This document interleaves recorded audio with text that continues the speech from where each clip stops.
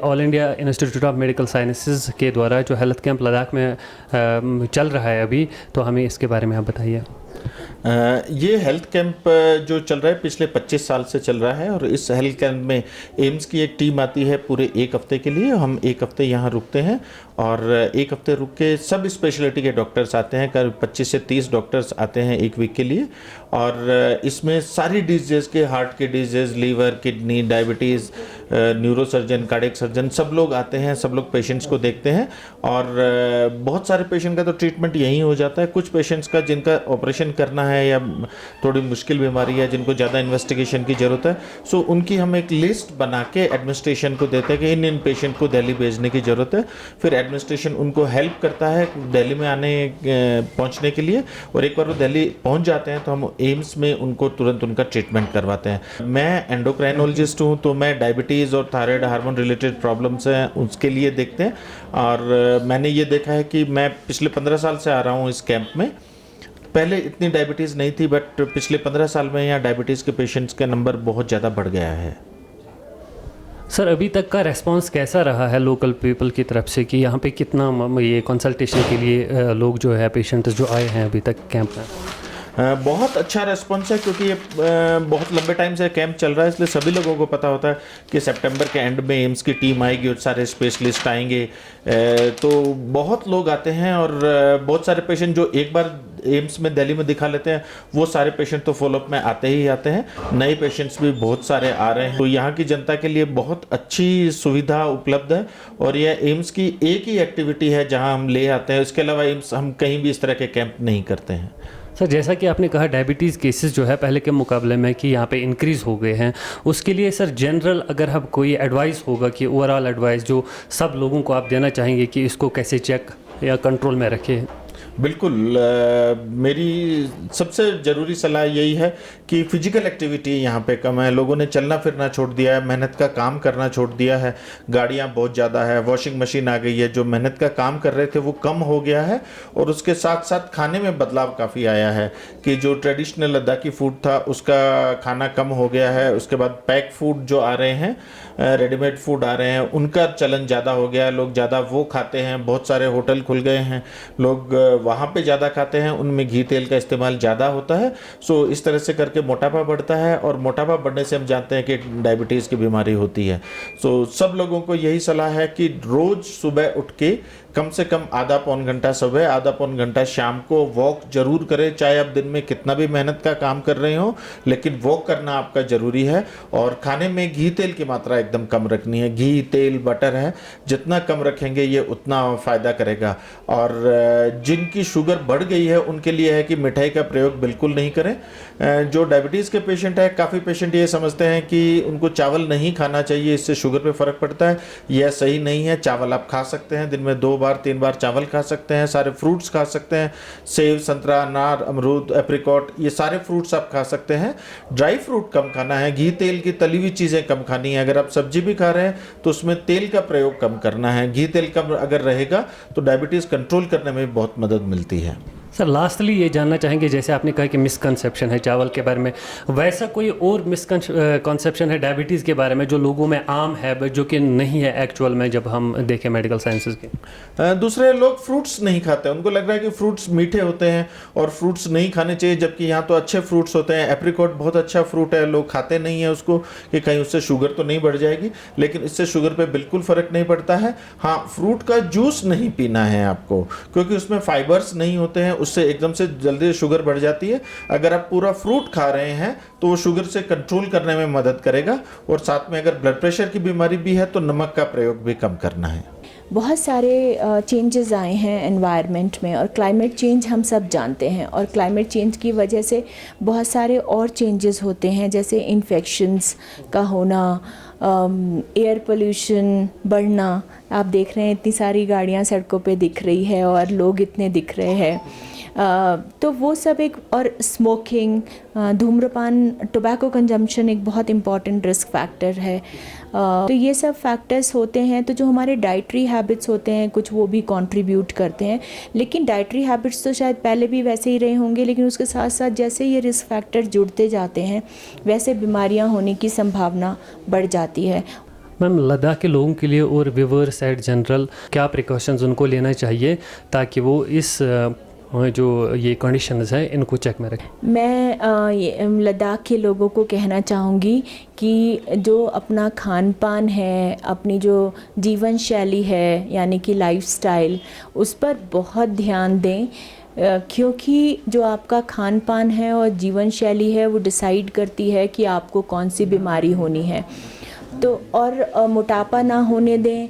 धूम्रपान यानी कि तंबाकू का कंजम्पशन आप करते हैं तो बंद कर दीजिए। इसके अलावा अपने जो गाड़ियां सड़कों पे इतनी चल रही है, अपना कंट्रीब्यूशन दें एयर पॉल्यूशन को कंट्रोल करने में। पूरी प्रॉपर स्लीप लें। फिज़िकल एक्टिविटी बहुत ज़रूरी है हेल्दी रहने के लिए। और कुछ खान पान में अपने जो हेल्दी फूड है वो खाएं। बाहर की जो चीज़ें आ रही हैं जैसे ब्रेड नाश्ते में लेना या फिर कुछ और चिप्स, कोल्ड ड्रिंक्स, ये जो हैं ये इन्फ्लेमेटरी फूड की कैटेगरी में आते हैं, मोटापा भी बढ़ाते हैं और बहुत सारी बीमारियां भी करते हैं, तो इनको अवॉइड करें। घर का हेल्दी खाना खाएं। ये कहना चाहूँगा, ये एक बहुत ही अच्छा वेंचर है जो काफ़ी सालों से अशोका मिशन कर रहे हैं। मिस्टर मोटुब ताशी के साथ एसोसिएटेड लामा जी ने ये शुरू किया है एंड ये काफ़ी लोगों को बेनिफिट करता है, specially Ladakh being a remote area. और यहाँ बहुत पेशेंट्स हैं जो नीडी पेशेंट्स हैं। अगर ऑर्थोपेडिक्स के हिसाब से कहा जाए तो बहुत सारे पेशेंट्स हैं जिनको जैसे नी रिप्लेसमेंट का ज़रूरत होता है। पहाड़ी एरिया है तो थोड़ा सा नी भी मतलब जल्दी घिसता है and knee replacement as an operation बहुत ही सक्सेसफुल ऑपरेशन है एंड वो इट चेंजेस द लाइफ जिसको कहते हैं ऑफ अ पेशेंट। इस साल भी अभी तक we have almost done close to 20-25 and we plan to do around 35 के करीब पेशेंट्स को ऑपरेट करना चाहते हैं, सो दैट मतलब जो चीज़ के लिए वो चंडीगढ़ या दिल्ली आए, एम्स में आए या पीजीआई आए, वही चीज़ यहीं पर हो जाती है। तो मतलब that is a big relief for them. And आपकी फील्ड की एक्सपर्टीज़ के हिसाब से जो अभी तक कंसल्टेशन यहाँ पे हुई, एक आपके ख्याल से क्या ट्रेंड है अभी तक इस फील्ड में? इस फील्ड में जहाँ तक ऑर्थोपेडिक्स का कंसर्न है कि आजकल ट्रीटमेंट बहुत एडवांस हो गया है।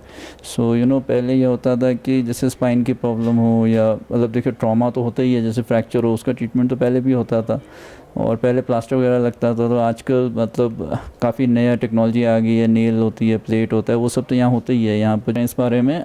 और इसके अलावा ट्रॉमा के अलावा जो है जैसे जो इलेक्टिव ऑर्थोपेडिक्स कहते हैं जिसको, उसमें जैसे हो गया आपका जैसे नी रिप्लेसमेंट हो गया, हिप रिप्लेसमेंट हो गया। पहले पेशेंट्स होते थे वो ये सब नहीं कराते थे और मतलब कि उनकी लाइफ काफ़ी क्रिपल्ड होती थी, but with advances over the recent years this has improved a lot. So अभी ये नहीं है, अब नी रिप्लेसमेंट करके पेशेंट को ऑलमोस्ट न्यू लाइफ मिल जाती है। ऐसे हिप रिप्लेसमेंट के बाद स्पाइन की सर्जरी होती है, ऑल्दो स्पाइन की सर्जरी यहाँ इतनी नहीं होती है। वी आर प्लानिंग कि नेक्स्ट ईयर हम इसको और बढ़ाएं और मतलब मतलब इतना थोड़ा सा और इसका मतलब वो विस्तार हो यहाँ पर, और स्पाइन के जितने पेशेंट्स हैं वो इससे इनको फ़ायदा हो। जो या जिनको भी बोन कंडीशंस है, इनके लिए क्या प्रिकॉशंस या क्या मेजर्स नेसेसरी हैं ताकि ये कंडीशंस उनके साथ पेश ना आए या चेक में रहें? देखिए वो है कि जहाँ तक हड्डियों के है कि एक तो एक्सरसाइज मतलब ज़रूरी है। एक्सरसाइज तो होती है, साथ में मतलब कि खाना पीना अच्छा हो, कैल्शियम की कमी ना हो, दूध वगैरह पिएं। और एक एज के बाद में विटामिन डी स्पेशली विंटर्स में यहाँ थोड़ी कमी होगी क्योंकि इंडोर्स ज़्यादा रहते होंगे पेशेंट, अदरवाइज तो सनी काफ़ी है, तो विटामिन डी एक सप्लीमेंटेशन होना चाहिए।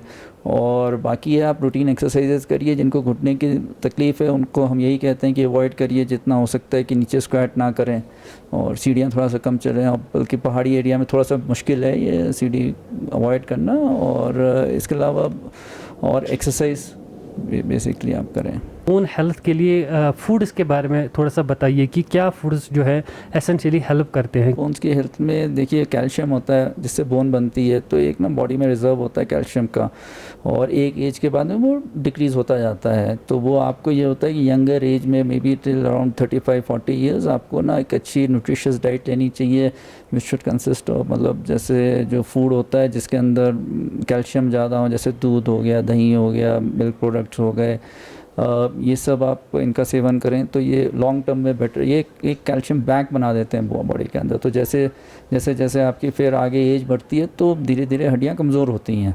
तो उसमें अगर आपका टू स्टार्ट विद आपका बैलेंस अच्छा है तो फिर आप ज़्यादा देर तक, मतलब आपको जैसे फ्रैक्चर हो गया या ऑस्टियोपोरोसिस होता है जिसमें हड्डी कमज़ोर हो जाती है, ये सब बीमारियाँ नहीं होंगी। ये कैंप हम बहुत सालों से कर रहे हैं और इसको करके ऐसा लगता है कि कुछ एक्स्ट्रा अचीव किया है हमने अपने भारत के एक रिमोट एरिया में आकर के, जो बिल्कुल थोड़े से डिप्राइव्ड सी जो एक कम्युनिटी है, हमारे जो फेलो कलीग्स हैं जिनको इतनी दूर आकर के वो सब फैसिलिटीज़ जो कि स्पेशली सुपर स्पेशलिस्ट की, हार्ट के ऑपरेशंस की, कुछ एक्स्ट्रा स्पेशलाइज्ड इकोकार्डियोग्राफी की और ओपीनियन नहीं मिल पाती है, वो हम दे पाते हैं, उनका एक बहुत बड़ा चक्कर बच जाता है। और जिन लोगों को हमें लगता है कि हम वहाँ ले जाकर हेल्प कर सकते हैं उनको भी हम यहाँ पे स्क्रीन कर लेते हैं।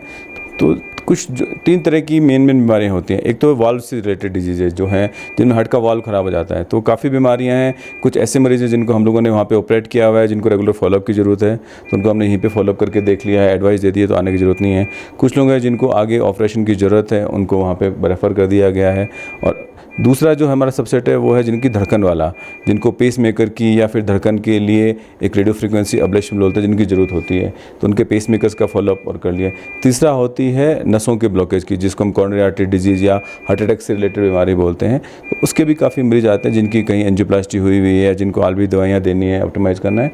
तो तीनों तरह के मरीज़ हैं जिनको हम लोगों ने यहाँ पर देखा। हार्ट की हेल्थ के रिलेटेड कौन से ऐसे इंपॉर्टेंट फैक्टर्स हैं जिनका हमें ध्यान रखना चाहिए? 5-6 चीज़ें हैं जिनको हम कॉमनली बोलते हैं हार्ट के लिए। आजकल हर कोई कहता है कि हार्ट की बीमारी तो नहीं है, तो ये बताने की जरूरत है कि हार्ट की बीमारी आपकी ब्लॉकेज है या नहीं है। अगर आपने 4-5 चीज़ों का अच्छे से ध्यान रख लिया है तो आगे आपकी ज़िंदगी आसान रहेगी, हर चीज़ नहीं होगी। पहली चीज़ है अपना ब्लड प्रेशर रेगुलर चेक कराएं, उसे कंट्रोल में रखें। अपनी शुगर को चेक कराते रहें, नहीं है बड़ी अच्छी बात है, अगर है तो उसे कंट्रोल में रखें। तीसरा है कोलेस्ट्रॉल, तो 35-40 साल की उम्र बाद में कम से कम साल 2 साल में अपना कोलेस्ट्रॉल चेक कराएं और उसको कंट्रोल में रखें। एक्सरसाइज करें, चीनी कम खाएं, फाइबर ज़्यादा खाएं, तो कोलेस्ट्रॉल कम रखना है। और उसके अलावा अगर आप एक्टिव हैं, सेडेंटरी लाइफ है, क्योंकि यहाँ पे तो पहाड़ों पे लोग काफ़ी चलते हैं, पर कुछ ऑफिस जॉब वाले भी लोग हैं, उसको नहीं करना है। और एक बहुत इंपॉर्टेंट चीज़ जो आजकल के यंगस्टर्स में होती है वो है टोबैको की, स्मोकिंग की, बीड़ी, सिगरेट, तंबाकू। उसके लिए हम सबको एक्स्ट्रा बताते हैं कि भाई उसको जितना दूर रहोगे उतना बहुत है। तो 5-6 मोटी मोटी चीज़ें हैं जिनको अगर आप ध्यान में रखेंगे तो शायद आपको हार्ट की बीमारी नहीं होगी या बहुत कम के बराबर होगी, और होगी भी तो शायद उतना डैमेज नहीं होगा, हम लोग कंट्रोल कर पाएंगे। जिसको हार्ट की बीमारी का रिस्क है, जैसे कि जो थोड़ा सा ओल्ड एज वाला है, स्मोकर है, डायबिटीज, उसका चेस्ट पेन में हार्ट की प्रॉब्लम होने के चांसेस ज़्यादा है, तो उसके लिए जो रिस्क है अटैक का ज़्यादा है तो उसे तुरंत भागना है। अब बिल्कुल यंगस्टर बच्चा है, 20-22 साल का है, खेलता कूदता है, कुछ नहीं करता है, घर में सब ठीक है, वो कह रहा है जी मुझे चुभन सी हो रही है, आज मैंने कुछ बॉलिंग ज़्यादा कर ली है या ऐसे कुछ हो गया है, तो आपको पता है कि ये मस्कुलोस्केलेटल पेन हो सकता है। नॉर्मली जो ये कहता है जी चुभन का दर्द है, ऐसे ऐसे अंगुली लगा के बताता है, बहुत ही अनलाइकली है कि हार्ट का दर्द होगा। बिकॉज हार्ट का दर्द होगा तो बिल्कुल चेस्ट में होगा, कुछ डिफ्यूज सा होगा, जकड़न सी होगी, भारीपन होगा, चलने फिरने में परेशानी होगी, कभी कभी पसीना भी आएगा। तो इस तरह के जो दर्द होते हैं वो हार्ट के ज़्यादा होते हैं। आजकल लाइफस्टाइल बहुत बहुत इंपॉर्टेंट है, तो हेल्दी लाइफस्टाइल मतलब good food, healthy food, rich in fruits, fibres, less in sugars, your regular exercise, no smoking and tobacco. आजकल के यंगस्टर की जो सबसे बड़ी प्रॉब्लम है, हम बहुत देखते हैं, उसको मना करना है। Plus control blood pressure, control diabetes, control cholesterol. तो ये 5 पॉइंट हैं जो हम सबको बताते हैं, ये कर लेंगे तो 90% 80% of your heart health is taken care of. तो लद्दाख है, ऑल्टीट्यूड की वजह से यहाँ पे ऑक्सीजन लेवल कम रहती है। कुछ स्पेसिफिकली मेजर जो लद्दाखी लोगों के लिए ज़्यादा इम्पॉर्टेंट है इस मामले में, हार्ट की हालत के मामले में? यहाँ पे अगर आप कॉर्नरी आर्टरी ब्लॉकेज वाली चीज़ें देखोगे तो यही चीज़ें हैं। बाकी इस चीज़ को हाइपोक्सिया लेकर के कुछ वो जो बच्चों वाली बीमारी होती है, पीडीए बोलते हैं जिसको, वो थोड़ा सा एल्टीट्यूड पे ज़्यादा होते हैं, वो हम देख भी रहे हैं कि काफ़ी आते हैं, पर उसका सिंपल सा आजकल इलाज है, मतलब छोटा सा आजकल हम उसमें एक प्लग डाल करके बंद कर देते हैं, तो इतना सीरियस इशू नहीं है। Already institute of medical sciences के जो डॉक्टर्स है, जो अशोक कमीशन और लद्दाख ऑटोनोमस हिल डेवलपमेंट काउंसिल की तरफ से ऑर्गेनाइज़ किया है, यहाँ पर काफ़ी अच्छा चल रहा है। बहुत से लोग को पिछले 3-4 दिन में बहुत से लोग यहाँ आए हैं, पर ट्रीटमेंट भी हुआ है। और जो बहुत ही जटिल है, बहुत ही सीरियस पेशेंट्स हैं जिनको यहाँ कुछ नहीं कर सकता है, तो उनको एम्स में रेफ़र किया है। एम्स के डॉक्टर्स हम थोड़ा दूर दराज इलाके में, जो चंगतंग जैसे जिला के लास्ट विलेज तक पहुँचे, तो इसलिए जो वहाँ का PHC सेंटर है, जो वो है पब्लिक हेल्थ वाला, वहाँ पर न्योमा में है, तो वहाँ पर न्योमा में 23 तारीख को सुबह से हम शुरू करेंगे, और 23 और 24 तारीख को यहाँ से कोई 10-11 डॉक्टर्स यहाँ से एम्स से जाएंगे। सराउंडिंग विलेजेस है या थोड़ा सा दूर है, जैसे अनलेबी हो, कोरजोक हो, मुद तो है ही है पास में, तो ऐसे जगह से भी लोगों का आने का उम्मीद है। तो मुझे लगता है कि वहाँ जाने से बहुत से लोगों को फ़ायदा हो जाएगा।